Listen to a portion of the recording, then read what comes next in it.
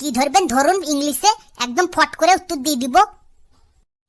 তোমার কনফিডেন্স তো একদম বেড়ে গেছে।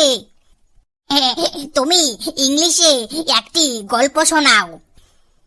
স্যার একটু একটু বাংলা যদি চলে আসে কিছু মনে করবেন না, হবে sir?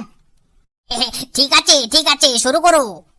Once upon a time, two friends বন্দে হেঁটে যাইন and looking that and ভাল্লুক আসিং। ভাল্লুক দেখিং and one friend ঝপ করে গাছে উঠে পড়িং। ওই বন্ধুটি গাছে উঠতে না পারিং, তারপর ভেবে কিছুই পাচ্ছিল না কি করব। তারপর ঝপ করে শুয়ে পড়িং। ভাল্লুক এসিং এন্ড দেখিং যে এখানে শুয়ে আছে, মনে হয় মরা মানুষের মতন একদম পড়ে আছে। তাই ভাল্লুক দেখে চলে গেল।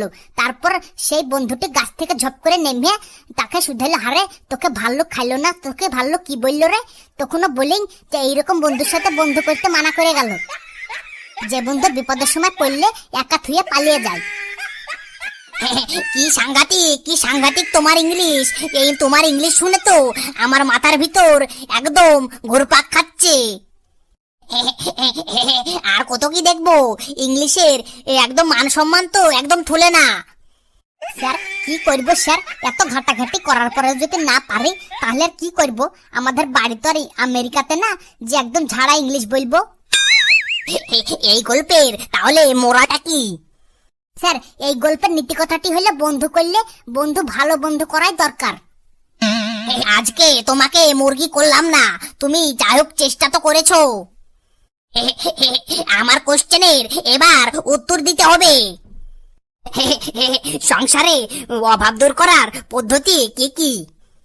স্যার এই কোশ্চেনের উত্তরটা আমি বলবো, পারলে বলো। সংসারে অভাব দূর করার জন্য অনেক ছেলে পেলে নিতে হবে। একটি সংসারে 5টি যদি ছেলে থাকে তাহলে 5 রকমের কাজ করবে। কেউ হাটে ব্যবসা করবে, কেউ রাজমিস্ত্রির কাজ করবে, কেউ ডাক্তার হবে, কেউ ইঞ্জিনিয়ার হবে, কেউ গাড়ি চালাবে, অনেক রকমের কাজ করবে। এতে দেশেরও উন্নত হবে এবং সংসারও ভালো চলবে। 5টা ছেলে যখন 5 রকমের কাজ করবে, 5 দিক থেকে ইনকাম হবে, তখন সংসার একদম উন্নত হবে, সংসারে কোনো রকমের অভাব থাকবে না। কি চমৎকার কি চমৎকার বুদ্ধি তোমার, কি চমৎকার। ফেলু তুমি একটা সাংঘাতিক ছেলে বটে।